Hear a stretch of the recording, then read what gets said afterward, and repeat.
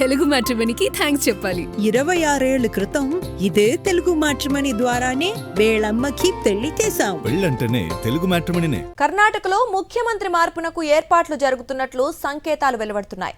CM Siddaramaiah, deputy CM DK Shivakumar మధ్య ఇన్నాళ్లు సాగిన కోల్డ్ వార్ కు కాంగ్రెస్ అధిష్టానం తెరదించబోతున్నట్లుగా సమాచారం. అధిష్టానం ఆదేశాల మేరకు సిద్ధరామయ్య రేపు ముఖ్యమంత్రి పదవికి రాజీనామా చేయబోతున్నట్లు తెలుస్తోంది.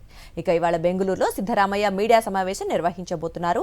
రాజీనామాకు కారణాలు, రాజకీయ భవిష్యత్తుకు సంబంధించిన వివరాలను ఆయన వెల్లడించే అవకాశం ఉందని కాంగ్రెస్ వర్గాలు చెబుతున్నాయి. కర్ణాటక కాంగ్రెస్ నాయకత్వం, పార్టీ అధిష్టానం మధ్య ఢిల్లీలో కొన్ని రోజులుగా చర్చలు సాగుతున్నాయి. ముఖ్యమంత్రి పదవికి రాజీనామా చేసి జాతీయ రాజకీయాల్లో అడుగుపెట్టాలని కాంగ్రెస్ పెద్దలు సూచించగా సిద్ధరామయ్య అందుకు నిరాకరించినట్లు తొలుత ప్రచారం జరిగింది. రాజ్యసభ సభ్యుడిగా అవకాశం కల్పిస్తామని 2029 లోక్సభ ఎన్నికల ముందు సంస్థాగతంగా పార్టీలో కీలక పాత్ర పోషించాలని కోరగా సిద్ధరామయ్య మెత్తబడినట్లు సమాచారం. వచ్చే సార్వత్రిక ఎన్నికల నేపథ్యంలో రాహుల్ గాంధీ సామాజిక న్యాయం, కులాల సమీఖ్యత వ్యూహానికి పదును పెడుతున్నారు. బలహీన వర్గాలకు అధిక ప్రాధాన్యమివ్వాలని నిర్ణయించారు. జాతీయ స్థాయిలో సిద్ధరామయ్య ఎదగాలని కాంగ్రెస్ నాయకత్వం కోరుకుంటున్నట్లు పార్టీ వర్గాలు తెలిపాయి. జాతీయ రాజకీయాల్లో కాంగ్రెస్ తరపున ఓబీసీల ప్రాతినిధ్యాన్ని పెంచాలని అధిష్టానం యోచిస్తోంది. సీఎం పదవి నుంచి పక్కన పెట్టడాన్ని సిద్ధరామయ్య పరపతి ప్రాధాన్యతను తగ్గించే చర్యగా చూడొద్దని, ఉన్నత స్థాయి అవకాశాలు కల్పించనున్నట్లు పార్టీ పెద్దలు చెప్పినట్లు సమాచారం. అలాగే రాజకీయ భవిష్యత్తుపై సిద్ధరామయ్యకు పార్టీ అధిష్టానం నుంచి స్పష్టమైన హామీ వచ్చినట్లు ప్రచారం సాగుతోంది.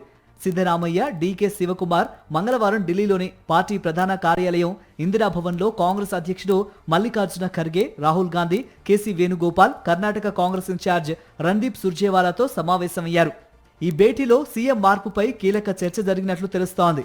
కానీ కాంగ్రెస్ నాయకులు మాత్రం రాజ్యసభ ఎన్నికలు, కర్ణాటక శాసన మండలి ఎన్నికలు, అభ్యర్థుల ఎంపికపైనే చర్చ జరిగినట్లు పైకి చెబుతున్నారు. రాజీనామాకు సిద్ధరామయ్యను పార్టీ పెద్దలు ఎట్టకేలకు ఒప్పించినట్లు తెలుస్తోంది. కర్ణాటకలో 2023 ఎన్నికల్లో కాంగ్రెస్ అధికారంలోకి వచ్చింది. అప్పట్లో సీఎం పోస్ట్ కోసం సిద్ధరామయ్య, డీకే శివకుమార్ తీవ్రంగా పోటీ పడ్డారు. అధిష్టానం సిద్ధరామయ్యను ఎంపిక చేసింది. శివకుమార్ ఉప ముఖ్యమంత్రి పదవితో సరిపెట్టుకోవాల్సి వచ్చింది. 2 ఏళ్ల తర్వాత సీఎంగా అవకాశం కల్పిస్తామని అప్పట్లో శివకుమార్కు అధిష్టానం హామీ ఇచ్చినట్లుగా ఆయన అనుచరులు చెప్పుకున్నారు. అయితే దీనిపై అధిష్టానం ఏనాడు బహిరంగంగా స్పందించలేదు. సీఎం మార్పు జరిగితే కొత్త సీఎంగా శివకుమార్ను ఎంపిక చేయటం తథ్యమని కర్ణాటక రాజకీయ వర్గాలు అంచనా వేస్తున్నాయి. రాబోయే అసెంబ్లీ ఎన్నికల్ని దృష్టిలో పెట్టుకుని శివకుమార్ వైపు అధిష్టానం మొగ్గు చూపుతున్నట్లు చెబుతున్నారు. డీకే శివకుమార్ కు సీఎం పదవి కట్టబెట్టాలన్న ఆలోచనని సిద్ధరామయ్య తీవ్రంగా వ్యతిరేకిస్తున్నట్లు తెలుస్తోంది. మరోవైపు నాయకత్వ సమస్యపై సిద్ధరామయ్య గాని, శివకుమార్ గాని బహిరంగంగా వ్యాఖ్యానించలేదు. కర్ణాటక సీఎంను మార్చే అంశంపై కాంగ్రెస్ అధికారికంగా ఎలాంటి ప్రకటన చేయలేదు. కర్ణాటకలో ఇటీవల 4 రాజ్యసభ స్థానాలు ఖాళీ అయ్యాయి. వాటికి జూన్ 18న ఎన్నికలు జరగనున్నాయి. అధికార కాంగ్రెస్ పార్టీ 3 స్థానాలు గెలుచుకోనుంది. వాటిలో ఒక స్థానాన్ని సిద్ధరామయ్యతో భర్తీ చేస్తారని అంటున్నారు.